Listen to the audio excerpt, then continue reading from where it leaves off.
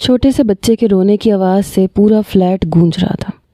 دروازے پہ دھڑ دھڑ دستک ہو رہی تھی، لیکن منال کا ذہن پوری طرح معوف ہو رہا تھا۔ وہ اپنے فلیٹ کے ٹیرس کی اس دیوار پہ کھڑی تھی جہاں سے بس موت کچھ قدم کے فاصلے پہ تھی۔ 8ویں منزل کے اس ٹیرس سے اگر وہ نیچے گرتی تو زندگی شاید اس پہ بالکل بھی رحم نہ کھاتی، لیکن اسے جینے کی کوئی تمنا ہی نہیں رہی تھی۔ اس نے پلٹ کے ایک نظر اپنی 20 دن کی بیٹی پہ ڈالی جو کوٹ میں لیٹی بری طرح رو رہی تھی، اور ایک نظر 8 منزلہ نیچے کے اس منظر پہ ڈالی جہاں اس کی موت گھاٹ لگائے بیٹھی تھی۔ اس نے اپنے کانوں پہ ہاتھ رکھے، کس کے آنکھیں بند کر لیں۔ نہیں، میں نہیں جی سکتی، اس زندگی سے موت زیادہ آسان ہے۔ اپنے آپ کو آنے والے لمحوں کے لیے تیار کر رہی تھی، جبھی اس کے کانوں میں داور کی آواز پڑی، منال پلیز دروازہ کھولو، کہاں ہو تم؟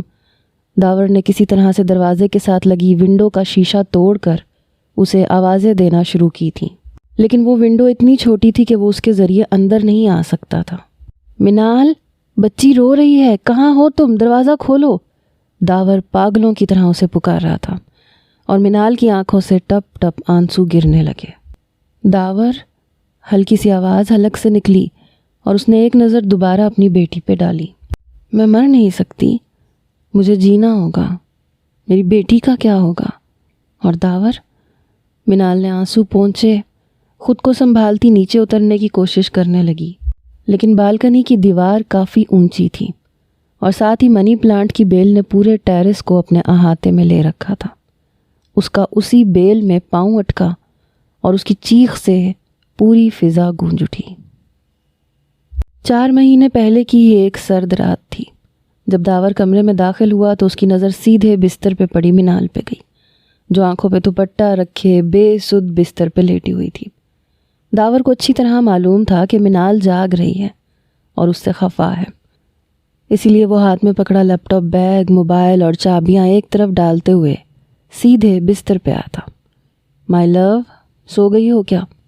منال کے بالوں کو چھیڑتے ہوئے اس نے جان بوجھ کے دھیمی سی آواز دی تھی۔ منال کے وجود میں کوئی حرکت نہ ہوئی تو داور کے چہرے پہ ہلکی سی مسکراہٹ رینگ گئی۔ جانتا تھا کہ وہ بہت سخت خفا ہے، اس لیے آگے بڑھ کے دھیمے سے اس کے پیٹ پہ اپنے لب رکھ دیے۔ ماما تو سو گئی ہیں، لیکن تم جاگ رہی ہو نا میری پرنسس؟ داور نے جان بوجھ کے تھوڑی اونچی آواز میں منال کے پیٹ سے پوچھا تھا، کیونکہ اس کے پیٹ کے اندر داور کا بیبی موجود تھا۔ منال کی پریگننسی کو یہ 6واں مہینہ تھا، اور اس دوران منال کے موڈ سوئنگز کا کچھ ایسا ہی حال تھا۔ داور کی بات پہ منال کے وجود میں حرکت ہوئی۔ آنکھوں سے دوپٹہ ہٹاتے اس نے آنکھیں کھول کے ناراضگی سے داور کو دیکھا۔ اگر اتنا خیال ہوتا نا آپ کو اپنی بیبی کا تو اتنی دیر سے نہ آتے۔ گھڑی دیکھی ہے، 1 بج رہا ہے۔ منال کی آنکھوں میں نمی تیرنے لگی، اور اس نمی نے داور کا دل ہلا دیا۔ Please my love, my darling, آئی نو میں آج پھر سے لیٹ ہو گیا ہوں، لیکن کیا کروں، میٹنگ کے بعد ڈنر تھا، اور پھر تمہیں تو پتہ ہے نا میٹنگ شہر سے باہر تھی، اس لیے آتے آتے ٹائم ہو گیا۔ I am really sorry. Dawar نے کان پکڑے، لیکن منال نے اپنا رخ پھیر لیا۔ بس ٹھیک ہے، میں تھکی ہوئی ہوں، سونے دے مجھے۔ پیروں کو بستر پہ جھٹکتی وہ کروٹ بدل چکی تھی۔ میری جان کے پیروں میں درد ہے۔ داور نے ٹائی کی نوٹ ڈھیلی کرتے اس کے پیروں پہ ہاتھ رکھا جو اچھے خاصے سوج رہے تھے۔ ہاں، بہت تکلیف ہے، پتہ نہیں کیوں، لیکن آج صبح سے پیروں کی درد کی وجہ سے کھڑا بھی نہیں ہوا جا رہا۔ سخت ناراضگی کے باوجود بھی وہ داور سے اپنی تکلیف کا ذکر کیے بنا نہ رہ سکی۔ ایک وہی تو تھا جس سے وہ اپنے دل کی ہر بات کہہ دیتی تھی۔ اوکے، تم ریسٹ کرو، میں ابھی مساج کر دیتا ہوں، دیکھنا یوں ہی ٹھیک ہو جائے گا تمہارے پیروں کا درد۔ داور کو اسے منانے کا ایک موقع ملا جسے وہ ضائع نہیں کرنا چاہتا تھا۔ منال نہ صرف اس کی بیوی تھی بلکہ اس کا عشق تھی، اور اب تو وہ اس کے ہونے والے بچے کی ماں بننے جا رہی تھی۔ ایسے میں اس کی ناراضگی کا سوچ کے ہی داور کا دل پریشان ہو جایا کرتا تھا۔ کاروبار کی مجبوریاں نہ ہوتیں تو وہ کبھی اسے ناراض کر کے اتنی دیر سے گھر نہ لوٹتا۔ ٹائی کو گلے سے نکالتے صوفے پہ ڈالا، پھر سفید شرٹ کے کف موڑتے وہ تیل کی بوتل اٹھائے اپنی محبوب بیوی کے قدموں میں آ بیٹھا۔ منال نے داور کو پیروں میں بیٹھتے دیکھا تو گڑبڑ آ گئی۔ ارے پلیز پہلے کپڑے تو چینج کر لیں آپ۔ آپ نے ویسے ہی وائٹ شرٹ پہنی ہے، داغ لگ جائے گا تیل کا، پھر چھوٹے گا ہی نہیں، اور آپ خود بھی تھکے ہوئے ہیں، پہلے فریش ہو جائیں پھر کر لیجیے گا، میری خدمت ہے۔ سخت ناراضگی کے باوجود بھی وہ داور کا خیال کرنے لگی، اور اس کی اسی ادا پہ داور کے چہرے پہ مسکراہٹ آ گئی۔ تمہارا چہرہ دیکھ لیا میری جان، میں فریش ہو گیا۔ تمہارے درد کے بارے میں جاننے کے بعد اب مجھ سے ایک پل بھی رکا نہیں جائے گا۔ داور نے آہستہ سے منال کے سوجے ہوئے پیروں پر سے ٹراؤزر اوپر کیا اور آہستہ آہستہ تیل سے مساج کرنے لگا۔ داور کی انگلیوں کی نرم و ملائم حرکت نے منال کو بہت سکون پہنچایا تھا۔ وہ آنکھیں بند کیے گہرے گہرے سانس لینے لگی، جیسے اس کے وجود میں سکون اتر رہا ہو۔ داور نے اسے سکون لیتے دیکھا تو آہستگی سے ٹراؤزر ریموو کر دیا۔ داور کیا کر رہے ہیں؟ اس نے گھبرا کے آنکھیں کھولیں۔ آنکھیں بند کرو اور سونے کی کوشش کرو، باقی تمہارا درد دور کرنا میری ذمہ داری ہے۔ داور نے مسکراتے ہوئے اپنی انگلیوں کو دھیرے دھیرے نیچے سے اوپر کی جانب حرکت دینی شروع کی، اور منال کا چہرہ شرم سے سرخ ہو گیا۔ داور کی محبت اور اس کی بیوی ہونے کے باوجود بھی وہ آج تک پہلے دن کی طرح شرمایا کرتی تھی۔ آپ کو تو بس موقع ملنا چاہیے، میں نے یہ کب کہا تھا کہ اس طرح سے مساج کریں؟ بس درد کے بارے میں بتایا تھا۔ آنکھیں پٹ پٹاتی اب وہ ناراضگی بھلائے داور کے خوبصورت چہرے کو دیکھ رہی تھی۔ گلابی کٹاؤ دار ہونٹ، گہری مونچھیں داور کی مردانگی اور وجاہت میں بہت زیادہ اضافہ کیا کرتی تھیں۔ ایسے تو نہ دیکھو میری جان، پھر سے پیار ہو جائے گا، داور نے مسکراتے ہوئے اسے چھیڑا۔ منال نے شرم سے چور ہوتی آنکھیں بند کیں اور داور نے مزید آئل لگاتے دھیرے دھیرے مساج شروع کر دیا۔ آدھا گھنٹہ بھی نہیں لگا تھا اور منال کے خراٹے پورے کمرے میں گونج رہے تھے۔ داور نے اسے سکون سے سوتے ہوئے دیکھا تو اس کے پیروں پہ چادر ڈال دی، جھک کے اس کے پیٹ پہ کس کی، ساتھ ہی ماتھے پہ بھی ہونٹ رکھ دیے۔ منال نیند میں کسمس آئی تو داور فوراً ہی پیچھے ہٹ گیا۔ وہ منال کو بالکل بھی تنگ نہیں کرنا چاہتا تھا، اس لیے فریش ہو کے خود بھی منال کے قریب ہی لیٹ گیا۔ کچھ ہی دیر بعد تھکن کی وجہ سے داور کو بھی نیند لگ گئی، لیکن آدھی رات کو آنکھ کھلی تو منال اس کے بالکل قریب سینے سے لگ کے سو رہی تھی۔ نہ جانے کب وہ کروٹ لے کے اس کے بالکل نزدیک ہو گئی تھی۔ داور نے منال کے معصوم سے چہرے کو دیکھتے اس کے ہونٹوں کو چوم کے اسے اپنے سینے سے لگا لیا تھا۔ منال کی سانسوں میں اس کی سانسیں تھیں اور وہ دھیرے دھیرے اپنے لبوں سے اس کی خوبصورتی کو سمیٹ رہا تھا۔ بس 3 مہینے باقی تھے، پھر ان دونوں کے درمیان ان کا بیبی آ جاتا اور ان کی محبت پوری طرح مکمل ہو جاتی۔ داور نے آہستہ سے اس کے پیٹ کو چھوتے اپنے ہونے والی اولاد کو محسوس کیا تھا۔ آئی پرومس یو، میں ساری زندگی تمہارا اور تمہاری ماما کا خیال رکھوں گا۔ زیر لب بڑبڑاتے اس نے اپنی ہونے والی اولاد سے وعدہ کیا تھا، جسے وہ ہر قیمت پہ نبھانا چاہتا تھا، لیکن شاید قسمت کو کچھ اور ہی منظور تھا۔ منال کو حاصل کرنے کے لیے اس نے کیا کچھ نہیں کیا تھا۔ نہ اس کے والدین اس رشتے کے لیے راضی تھے اور نہ منال کے۔ داور نے ایک طویل عرصہ اس رشتے کے لیے جنگ کی تھی۔ بڑی مشکل سے دونوں کی فیملیز راضی ہوئی تھیں اور منگنی کی تاریخ رکھ دی گئی تھی، لیکن داور کو اندازہ تھا کہ یہ سب کچھ اتنا آسان نہیں ہوگا، اس لیے اس نے منگنی کے بجائے زبردستی نکاح رکھا اور منال کو اپنے نکاح میں لے لیا۔ اس کے بعد اسے اپنے اس فیصلے پہ ہمیشہ خوشی ہی محسوس ہوئی تھی، کیونکہ نکاح کے کچھ ہی عرصے کے بعد اس کے والدین نے اس پہ دباؤ ڈالا کہ وہ منال کو طلاق دے دے، کیونکہ انہیں منال ہرگز بھی پسند نہیں تھی اور وہ اسے رخصت کروانے کے لیے بالکل بھی راضی نہیں تھے۔ دونوں فیملیز کے درمیان کسی بات پہ تلخ کلامی ہوئی تھی اور اب دونوں طرف سے ہی طلاق کا لفظ زوروں پہ تھا، لیکن نہ ہی منال ایسا چاہتی تھی اور نہ ہی داور۔ منال نے تو صاف کہہ دیا تھا کہ اگر داور اسے چھوڑے گا تو وہ خودکشی کر لے گی، اس لیے داور نے اپنے گھر والوں کے خلاف جاتے منال کو اکیلے ہی رخصت کروانے کی کوشش کی، لیکن منال کے گھر والے اس کی رخصتی نہیں دینا چاہتے تھے۔ ان کا کہنا تھا کہ آج نہیں تو کل وہ اپنے پیرنٹس کے دباؤ میں آ کے منال کو طلاق دے ہی دے گا، اس لیے بہتر ہے کہ وہ رخصتی سے پہلے ہی طلاق دے دے۔ جب دونوں طرف سے بس ایک ہی بات کا مطالبہ ہوا تو ایک رات داور نے خاموشی سے منال کو اسی کے گھر سے بھگا لیا۔ اپنی ہی بیوی کو بھگا کے وہ کرائے کے فلیٹ میں لے آیا انہوں نے اپنی نئی زندگی شروع کی۔ رخصتی کے تیسرے ہی مہینے میں وہ پریگننٹ ہوئی اور داور نے اپنے کاروبار پہ مزید توجہ دینی شروع کی تاکہ جلد ہی وہ اپنا گھر خرید سکے اور ساتھ ہی بچے کی ساری ذمہ داری بھی آسانی سے اٹھا سکے۔ لیکن اسی وجہ سے دونوں کے درمیان دوریاں آ گئیں۔ پریگننسی کی وجہ سے اکثر منال کو موڈ سوئنگز کا سامنا کرنا پڑتا اور منال کسی بھی بات پہ بہت زیادہ ناراض ہو جایا کرتی تھی۔ لیکن داور کیا کرتا، اس کی مجبوری تھی، اسے کاروبار کو سنبھالنا تھا، اسے آگے بڑھانا تھا تاکہ گھر کے خرچوں اور اپنی ذمہ داریوں کو وہ بخوبی ادا کر سکے۔ اسی وجہ سے اکثر وہ گھر آنے میں لیٹ ہو جاتا اور منال منہ بنا کے سو جایا کرتی۔ آج بھی اس کا موڈ خراب تھا، مگر داور نے اپنی محبت سے اس کا دل جیت لیا تھا اور اب وہ خود ہی داور کے بازوؤں میں سمائی تھی۔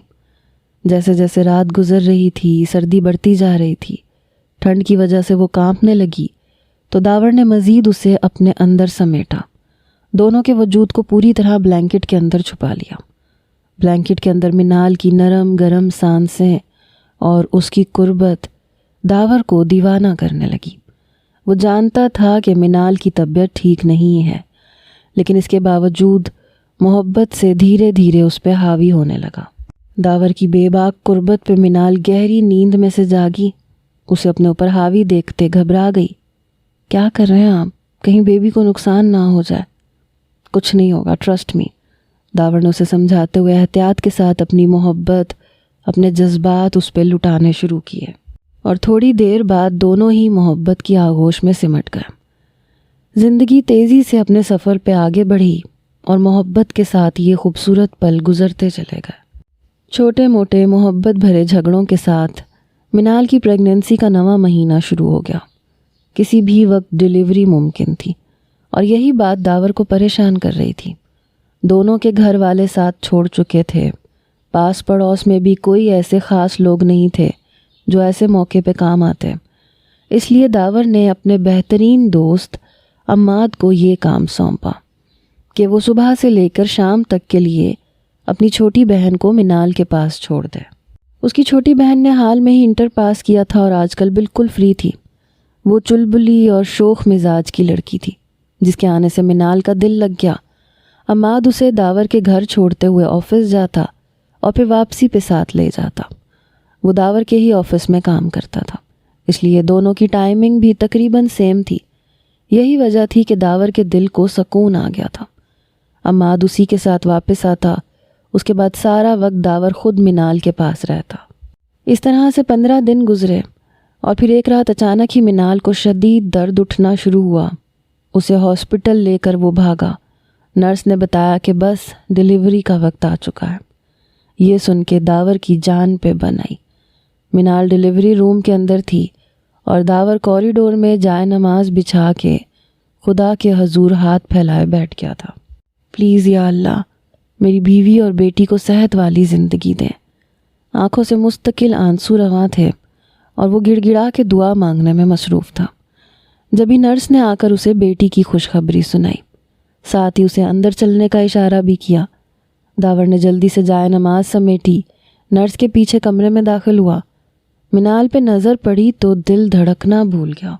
اس کا چہرہ حد سے زیادہ پیلا ہو رہا تھا، تکلیف کی شدت سے آنکھوں میں نمی ٹھہری ہوئی تھی۔ نرس نے بچی داور کی گود میں دی تو خوشی سے آنکھوں سے آنسو ٹپک گئے۔ بیٹی کو گود میں لیے وہ منال کے سرہانے کھڑا ہو گیا، دھیمے دھیمے اس کے بالوں پہ ہاتھ پھیرنے لگا۔ مبارک ہو میری جان، اللہ نے ہمیں بیٹی سے نوازا ہے۔ منال کی آنکھوں سے بھی آنسو بہنے لگے، لیکن یہ آنسو تکلیف سے کہیں زیادہ خوشی کے تھے۔ داور نے آہستگی سے بیٹی کو منال کی گود میں ڈالا تو وہ دیوانہ وار اسے چومنے لگی۔ داور، دیکھیں نا ہماری بیٹی کتنی پیاری ہے، میری شہزادی، میری جان۔ اس کے لب کپ کپائے۔ داور نے آگے بڑھ کے ننھی سی شہزادی کے ماتھے پہ اپنے لب رکھ دیے۔ اب اس کے لیے اس کی دنیا مکمل ہو گئی تھی۔ ڈاکٹر نے ایک دن منال کو ایڈمٹ رکھا، اگلے دن دوپہر کو اسے چھٹی دے دی گئی۔ داور ہر لمحہ اس کے پاس موجود رہا، ایک پل کے لیے بھی اسے تنہا نہیں چھوڑا تھا۔ عماد، اس کی والدہ، اس کی بہن، وہ بھی بچی کو دیکھنے کے لیے ہسپتال آ گئے تھے۔ ہر طرف خوشی ہی خوشی تھی۔ پھر ہاسپٹل سے ڈسچارج کروا کے جب وہ اپنی بیٹی کو لے کر گھر آئے تو منال حیرت زدہ رہ گئی۔ سارا فلیٹ پھولوں سے سجا ہوا تھا۔ ویلکم مائی بیبی گرل کی تھیم کی پوری ڈیکوریشن تھی۔ یہ سب آپ نے کیا ہے؟ منال نے حیرت زدہ ہو کے داور کی طرف دیکھا، جس کے چہرے پہ گہری مسکراہٹ تھی اور آنکھوں میں رت جگہوں کی وجہ سے سرخی چھائی تھی۔ میری جان، میری زندگی، میرا سب کچھ آپ دونوں پہ قربان۔ یہ تو بس ایک چھوٹی سی کوشش ہے جو میں اپنی بیٹی اور اس کی ماما کے لیے کرنا چاہتا تھا۔ ہاں، البتہ عماد اور اس کی بہن نے میرا بہت ساتھ دیا ہے۔ آگے بڑھ کے داور نے منال کو سینے سے لگا لیا، پھر بچی کو گود سے لے کے بستر پہ لٹا دیا۔ الماری سے ایک خوبصورت مخملی ڈبیا نکال کے وہ منال کے پاس چلا آیا۔ سونے کی چین سیاہ مخملی ڈبیا میں پوری طرح جگمگا رہی تھی۔ داور نے خود اپنے ہاتھوں سے منال کے گلے میں چین پہنائی اور اس کی سفید چمکدار گردن پہ اپنے لب رکھ دیے۔ منال نے شرم سے چور ہوتے نظریں جھکائی تھیں۔ آئی لو یو منال، تم نے مجھے زندگی کی سب سے بڑی خوشی دی ہے۔ داور کی محبت کے اس اعتراف پہ منال نے تھک کے آنکھیں بند کر کے اس کے سینے سے سر لگایا تھا، لیکن چند ہی لمحوں بعد بیٹی کے رونے کی آواز پہ دونوں اچھل پڑے اور پھر ساری رات دونوں مل کر اسے سنبھالتے رہے۔ داور نے آفس سے 2-3 دن کی چھٹی لے لی تھی۔ یہ 2-3 دن پوری طرح اس نے اپنی بیٹی کو سنبھالنے میں لگائے تھے، ساتھ ہی وہ منال کا بھی پورا خیال رکھ رہا تھا۔ بیٹی کا نام دونوں نے مل کے پشمینہ ڈیسائیڈ کیا تھا۔ پشمینہ نے ان کی زندگیوں میں خوشیوں کے رنگ بھرے تھے۔ 2 دن بعد داور دوبارہ سے اپنے کام پہ جانا شروع ہوا تو اس نے عماد کو ایک بار پھر سے کہہ دیا کہ اپنی بہن سے کہہ دو کہ وہ دن میں 1-8 دفعہ چکر لگا کے دیکھ لیا کرے، کہ اگر منال کو شاور لینا ہو یا کسی چیز کی ضرورت ہو تو اسے آسانی ہو جائے۔ عماد نے فوراً ہی حامی بھر لی تھی اور اپنی بہن ہمنا کو کہہ دیا تھا کہ وہ منال کے پاس دن میں 1 چکر لگا لیا کرے۔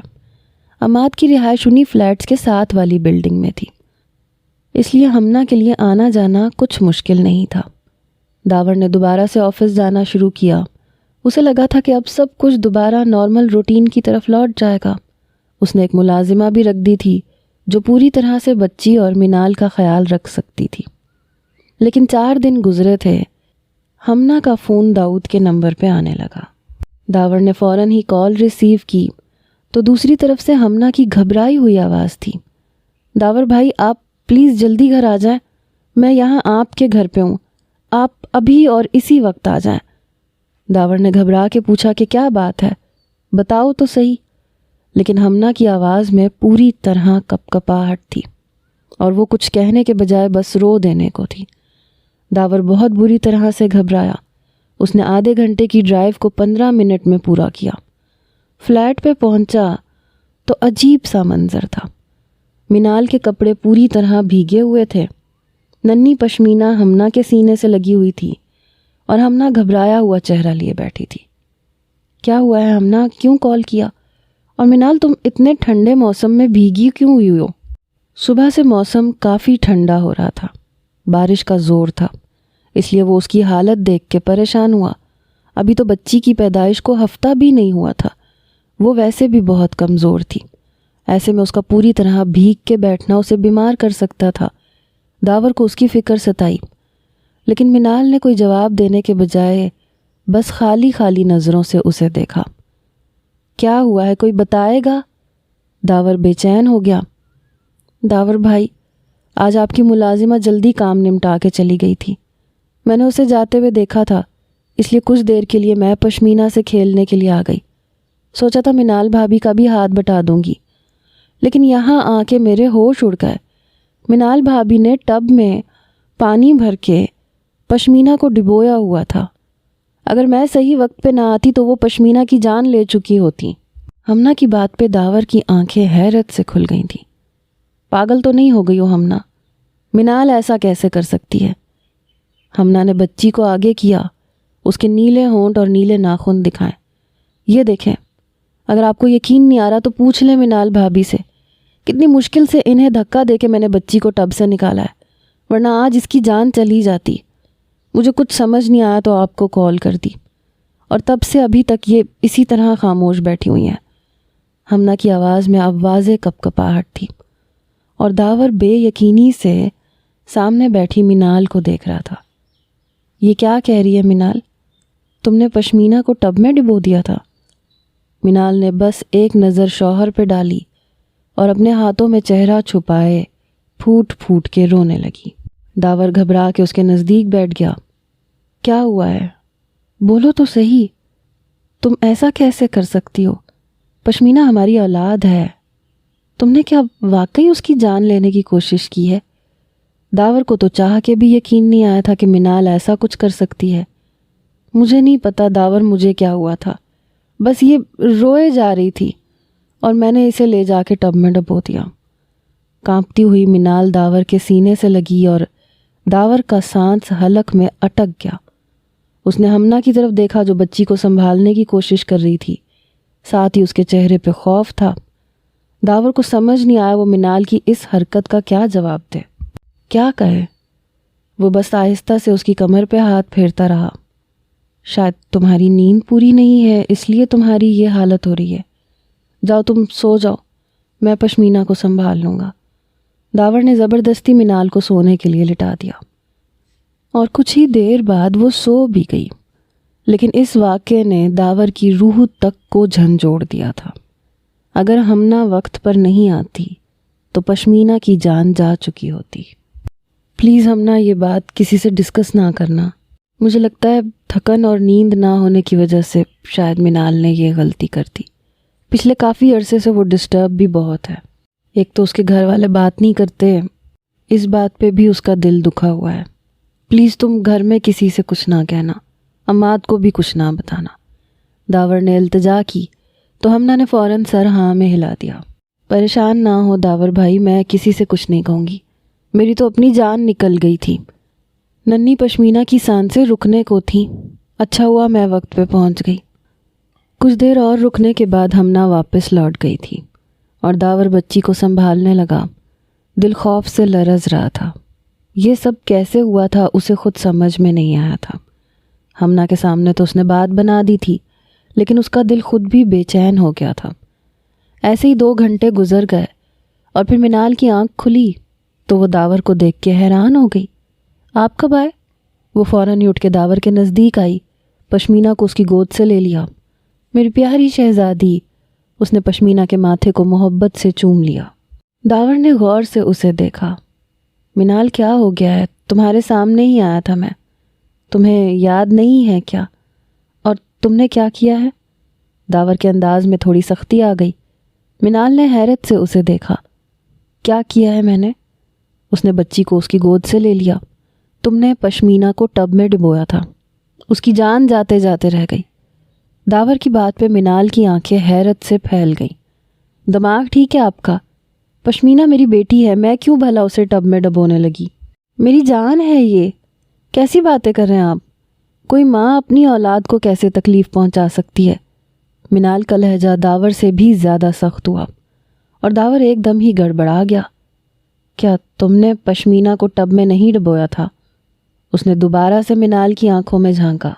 نہیں، ہرگز نہیں، میں اسے ٹب میں کیوں ڈبوں گی؟ 6 دن کی بچی ہے یہ بمشکل، اس کا ٹب میں بھلا کیا کام؟ منال نے غصے سے داور کو دیکھا تو وہ حیرت زدہ رہ گیا۔ لیکن جب میں آفس سے آیا تھا تو تم نے خود کہا تھا کہ یہ رو رہی تھی اور تم نے اسے ٹب میں ڈبویا تھا۔ اگر ہمنا وقت پہ نہ آتی تو نہ جانے کیا ہو جاتا۔ داور کے منہ سے یہ بات سنتے ہی منال کا چہرہ سرخ ہوا۔ اوہ، مجھے لگتا ہے ہمنا نے آپ سے کچھ کہا ہے۔ وہ لڑکی نہ جانے کیوں میری دشمن بن گئی ہے۔ آپ نے اسے پریگنینسی میں میرا خیال رکھنے کے لیے کہا تھا، مجھے لگا تھا بچہ ہونے کے بعد وہ اپنی راہ لے لے گی، لیکن وہ تو روز منہ اٹھا کے آ جاتی ہے۔ منال نے ہمنا سے چڑ کا اظہار کیا اور یہی بات داور کو حیران کر گئی۔ اس سے پہلے کبھی منال کے منہ سے اس نے ہمنا کے لیے ایسی کوئی بات نہیں سنی تھی۔ پلیز مجھے سچ سچ بتاؤ، تم نے اسے ٹب میں ڈبویا تھا یا نہیں؟ داور کو لگا اس کا اپنا ذہنی توازن خراب ہو جائے گا۔ داور، مجھے لگتا ہے آپ کو آفس جانا چاہیے، میرا موڈ خراب نہ کریں۔ ایک بار کہہ دیا نا، میں نے اس کو ٹب میں نہیں ڈبویا تھا۔ منال کا چہرہ غصے سے مزید سرخ ہوا تو داور خاموشی سے ایک طرف بیٹھ گیا۔ سمجھ نہیں آ رہا تھا کہ کیا سچ ہے کیا جھوٹ۔ جب وہ آیا تھا تو منال خود بھی پوری طرح بھیگی ہوئی تھی۔ اس نے منال کو کپڑے بدلوا کے سونے کے لیے لٹایا تھا۔ لیکن منال اب صاف انکار کر گئی کہ اس نے کچھ نہیں کیا، اور ویسے بھی وہ ماں تھی، وہ کیسے اپنی اولاد کو تکلیف پہنچا سکتی تھی؟ تو کیا ہمنا نے کوئی جھوٹ بولا تھا؟ وہ اپنے آپ میں الجھ کے رہ گیا۔ تھوڑی دیر بعد دفتر سے کال آنے لگی، میٹنگ کا ٹائم ہو رہا تھا۔ اسے سمجھ نہیں آ رہا تھا کہ کیا کرے، دفتر جائے یا نہ جائے۔ منال جو پشمینہ کو سنبھال رہی تھی، اس نے حیرت سے داور کو دیکھا۔ آفس سے میٹنگ کی کال آ چکی ہے، آپ یہیں بیٹھے ہیں، کوئی پرابلم ہے کیا؟ یا ابھی بھی ہمنا کی باتوں پہ میری باتوں سے زیادہ اعتبار ہے آپ کو؟ میں کہتی ہوں اس لڑکی کا یہاں آنا ہی بند کر دیں، عجیب مصیبت سر ڈال دی ہے میرے۔ منال غصے میں بڑبڑاتی ہوئی پشمینہ کو فیڈ کروانے لگی، اور داور سر جھٹک کے میٹنگ کے لیے نکل گیا۔ ہرگز بھی وہ یہ میٹنگ چھوڑ نہیں سکتا تھا، لیکن دل بار بار منال اور پشمینہ کے لیے دھڑک رہا تھا۔ سمجھ نہیں آ رہا تھا کہ کیا سچ ہے کیا جھوٹ۔ اسی کشمکش میں وہ دفتر پہنچ گیا۔ کئی گھنٹوں کی میٹنگ کے بعد جب وہ باہر نکلا تو بنا رکے سیدھا گھر پہنچا۔ پشمینہ منال کے بازوؤں میں سو رہی تھی اور منال سکون سے ٹی وی دیکھ رہی تھی۔ ان دونوں کو خیر خیریت سے دیکھ کر داور کے دل کو قرار آیا۔ اسے بھی ایسے لگ رہا تھا جیسے ہمنا کو کوئی غلط فہمی ہوئی ہوگی۔ منال نے کھانا سرو کیا، دونوں نے ساتھ ڈنر کیا، سب کچھ بالکل نارمل تھا۔ وہ بہت زیادہ تھکا ہوا تھا، پشمینہ بھی سو چکی تھی، اس لیے وہ بھی منال کو اپنے بازوؤں میں سمیٹ کے سونے کے لیے لیٹ گیا۔ کب نیند لگی کچھ خبر نہ ہوئی، لیکن آدھی رات کو آنکھ کھلی تو منال بستر پہ نہیں تھی۔ اس نے یہاں وہاں نظر دوڑائی تو وہ پشمینہ کے جھولے کے پاس کھڑی نظر آئی۔ کیا ہوا منال، رو رہی ہے کیا میری پرنسس؟ نیند میں آنکھیں مسلتے داور نے پشمینہ کے بارے میں پوچھا، لیکن منال نے پلٹ کے کوئی جواب نہیں دیا۔ داور اٹھ کے اس کے پاس پہنچا تو اس کے حلق سے چیخ نکل گئی، کیونکہ منال ایک چھوٹا سا کشن اس بچی کے منہ پہ رکھے اسے دبانے کی کوشش کر رہی تھی۔ داور نے اسے کھینچ کے دور ہٹایا اور ایک زوردار تھپڑ اس کے منہ پہ دے مارا۔ دماغ ٹھیک ہے تمہارا؟ کیا کر رہی ہو تم؟ پشمینہ کو گود میں لیتے ہوئے وہ اسے چپ کروانے لگا، جو اب ایک چیخ پہ رو رہی تھی۔ پاگل ہو گئی ہوں میں، دماغ خراب کر دیا ہے اس نے میرا، سارا دن روتی ہے، ساری رات روتی ہے۔ آپ تو آفس سے آ کے گہری نیند سو جاتے ہیں، مجھ سے پوچھیں، ایک پل کے لیے بھی مجھے سکون کی نیند نہیں آتی۔ ابھی بھی کب سے چیخیں مار مار کے رو رہی تھی، اس لیے میں نے سوچا اس کا منہ ہی دبا دوں۔ منال کا لہجہ اور اس کا انداز سب کچھ بدلا ہوا تھا، ایک جنونی کیفیت اس پہ طاری تھی۔ داور نے آگے بڑھ کے کمرے کی لائٹ کھولی، منال کو دیکھا جو منہ پہ ہاتھ رکھے دھیمے دھیمے سسکتے ہوئے چیخنے کا کام کر رہی تھی۔ داور کو ایک لمحے میں احساس ہوا کہ اس نے منال کو تھپڑ مارا ہے۔ وہ فوراً اس کے قریب آیا۔ منال، کیا کر رہی ہو تم؟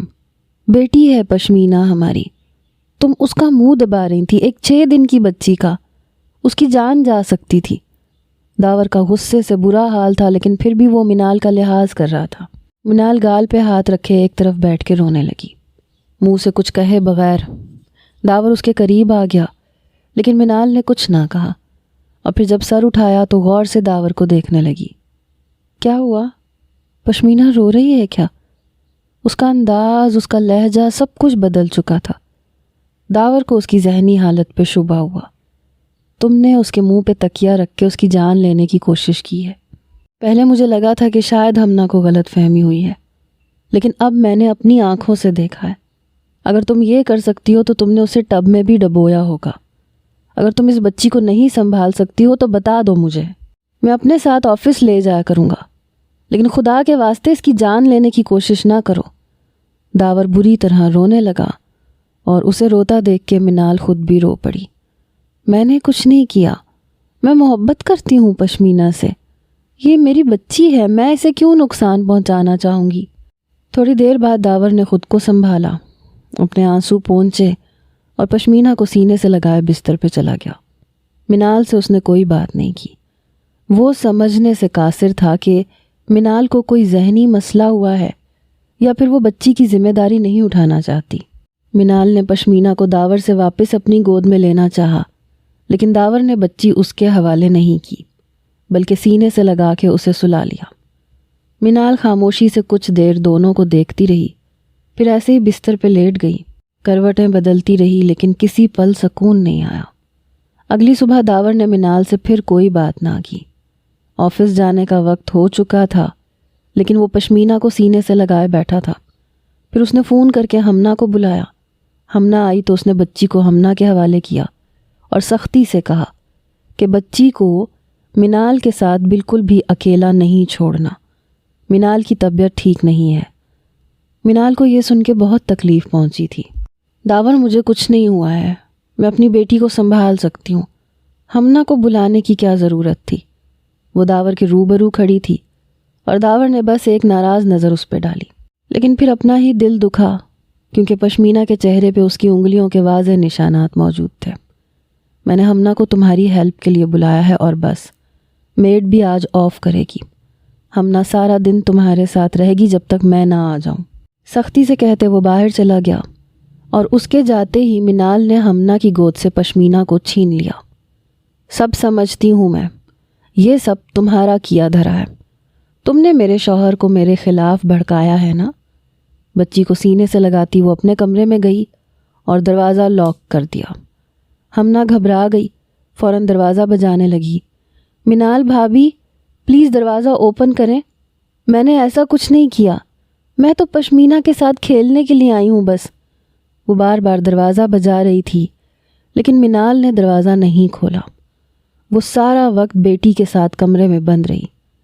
ہمنا کو سمجھ میں نہیں آیا تو اس نے ایک چھوٹی سی وینٹیلیشن کے ذریعے اس پہ نظر رکھنی شروع کر دی۔ وہ سارا وقت بچی کو پیار کرتی رہی، کبھی فیڈ کرواتی، کبھی سنبھالتی۔ اس نے بچی کو کوئی نقصان نہیں پہنچایا تھا۔ ہمنا کے دل کو بھی سکون آ گیا۔ پھر دوپہر کو داور خود ہی واپس گھر آ گیا۔ اس کے آنے کے بعد ہمنا واپس لوٹ گئی، لیکن داور کو سمجھ نہیں آ رہا تھا کہ یہ سب کچھ کیسے چلے گا۔ اس نے منال کو کہا میں تمہیں ڈاکٹر کے پاس لے جانا چاہتا ہوں، لیکن منال بالکل نہ مانی۔ مجھے کیا ہوا، میں ٹھیک ہوں، اگر آپ مجھے پاگل ثابت کرنا چاہتے ہیں تو ایسے ہی کہہ دیں، میں آپ کو چھوڑ کے چلی جاؤں گی۔ سب سمجھتی ہوں میں، ہمنا جیسی جوان اور خوبصورت لڑکی کے آگے اب اپنے ایک بچے کی ماں آپ کو کہاں پسند آئے گی۔ منال نے بات کا رخ موڑا اور داور کا چہرہ اور بھی سرخ پڑ گیا۔ مجھے لگتا ہے تمہیں ہوش میں آنے کی ضرورت ہے۔ بچی کو گود میں لیے وہ اسے چومنے لگا اور منال دروازہ پٹخ کے باہر نکل گئی۔ داور نے اسی شام سارے گھر میں کیمرے لگوا لیے، اپنے موبائل فون میں سب کا ایکسیس رکھا کیونکہ اب آفس میں اس کا دل لگنا مشکل ہو رہا تھا۔ کم سے کم جب چاہتا وہ گھر کا منظر تو دیکھ لیتا، اور ہمنا بھی روز روز سارے دن کے لیے تو نہیں آ سکتی تھی۔ اب اس کی یونیورسٹی شروع ہونے والی تھی، اس لیے وہ اپنے آپ کو فتنوں سے آزاد کروانا چاہتا تھا۔ میڈ بھی سارے دن کی نہیں تھی، آتی تھی اور کام کر کے چلی جاتی تھی۔ اگر اس کے یا منال کے گھر والے ساتھ ہوتے تو اسے اتنی ٹینشن نہ ہوتی۔ گھر میں کیمرے لگے تو منال نے ہنگامہ کھڑا کر دیا، کیا ضرورت ہے اس سب کی؟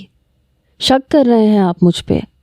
کچھ نہیں کرتی ہوں میں آپ کی پیٹھ پیچھے، یہ ہمنا ہماری طلاق کروا کے دم لے گی۔ منال غصے میں کہتی چلی گئی۔ داور نے کوئی جواب نہیں دیا، نہ وہ ڈاکٹر کے پاس جانے کو تیار تھی، نہ یہ بات سمجھنے کو کہ وہ اپنی ہی اولاد کے لیے خطرہ بن چکی ہے۔ یہ سب کیوں اور کس وجہ سے ہوا تھا اس کا علم کسی کو بھی نہیں تھا۔ اس کے بعد 2 دن سکون سے گزرے۔ داور کے دل کو قرار آ گیا، اسے لگ رہا تھا کہ شاید اسے ہی غلط فہمی ہوئی ہے، منال ایسا کچھ نہیں کر سکتی۔ وہ اسے دیکھ کر منال کی خاطر جھٹلانے کو تیار تھا، لیکن چوتھے روز وہ دفتر میں بیٹھ کے لنچ کرتے ہوئے گھر کا منظر دیکھ رہا تھا کہ اس کے ہوش اڑ گئے۔ منال ننھی پشمینہ کو رسیوں سے جکڑ رہی تھی۔ داور نے گھبرا کے گھر کال ملانی شروع کی لیکن منال نے فون نہ اٹھایا۔ داور کی تو جان لبوں پہ آئی۔ تیزی سے گاڑی نکالتے اس نے گھر کی طرف سفر طے کرنا شروع کیا، ساتھ ہی ہمنا کو کال کر کے اسے بھی گھر پہنچنے کا کہا۔ تھوڑی دیر بعد ہمنا نے کال کر کے بتایا کہ وہ گھر پہ تو پہنچ چکی ہے لیکن دروازہ لاک ہے اور منال دروازہ نہیں کھول رہی۔ داور نے فل اسپیڈ میں گاڑی دوڑائی۔ وہ اپنے فلیٹ کے دروازے پہ پہنچا۔ اس کے پاس فلیٹ کی چابی موجود تھی۔ اس نے جلدی سے چابی لگائی لیکن اندر سے کنڈی بھی لگی ہوئی تھی۔ داور کی جان لبوں پہ آئی۔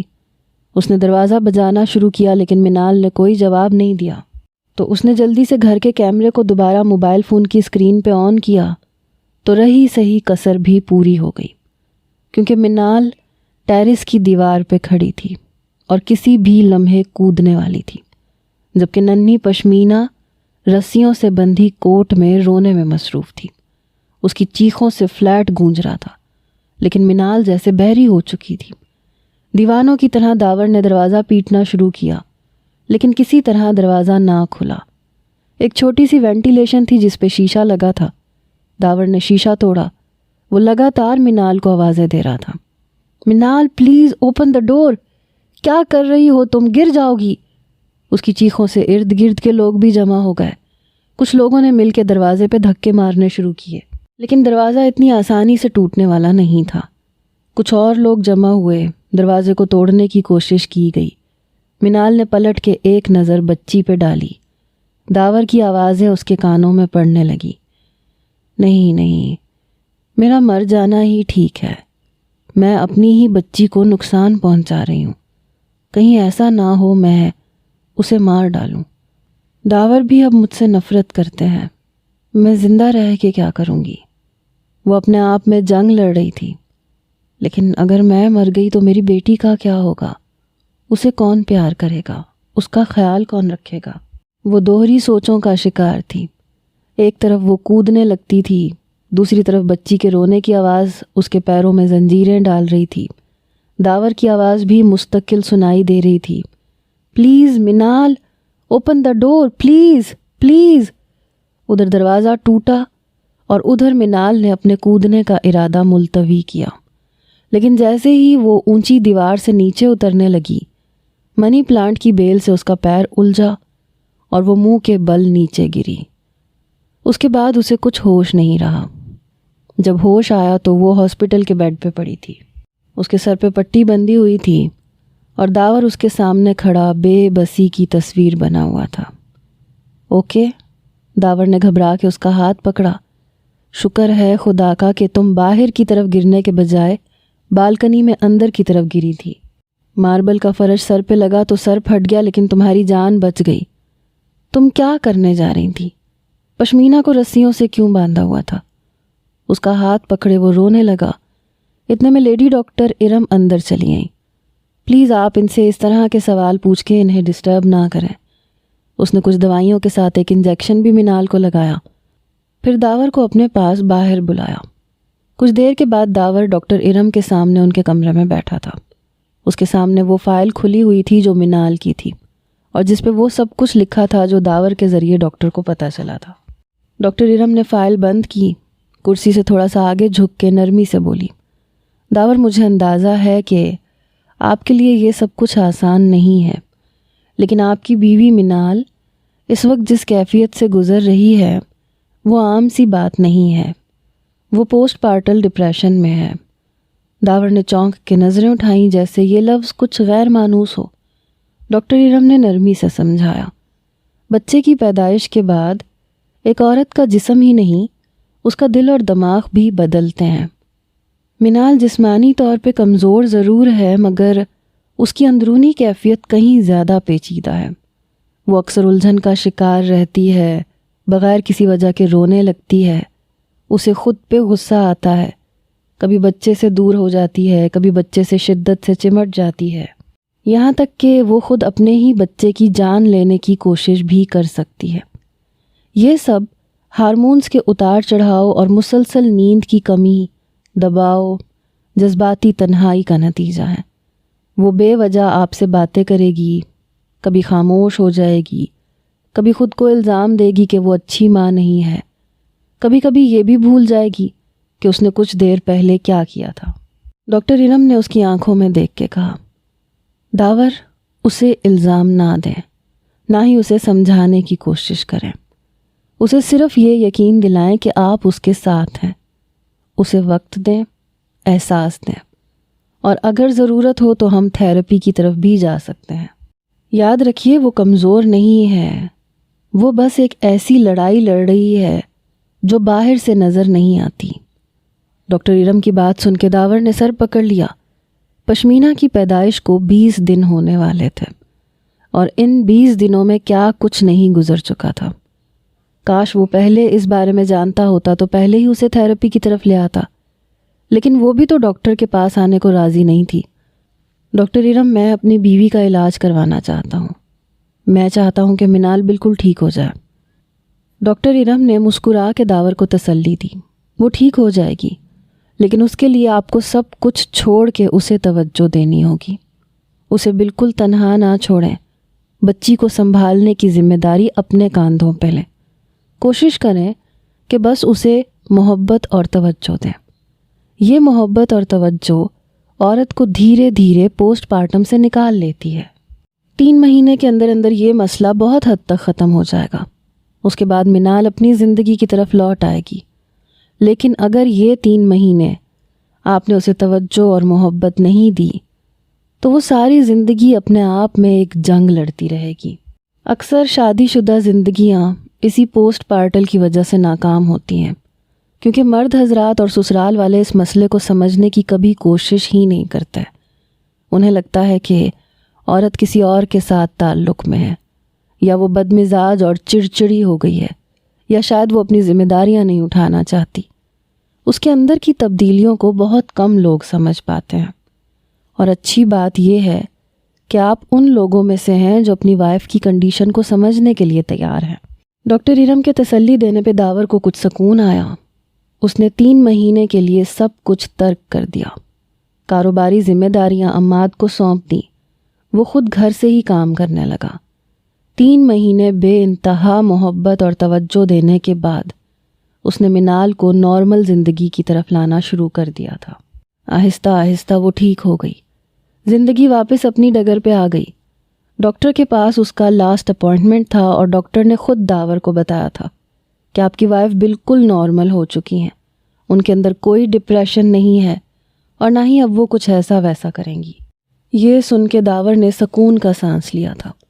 وہ منال کو لے کے گھر لوٹا تو گھر آتے ہی اسے اپنے سینے سے لگا لیا، اس کے لبوں کو چومتے ہوئے اسے اپنے ہونے کا احساس دلایا، اور منال نے تھک کے اپنا سر اس کے سینے سے ٹکا دیا۔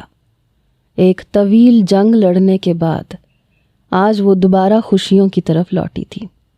پشمینہ اس کی گود میں تھی اور اب یہ زندگی مکمل تھی۔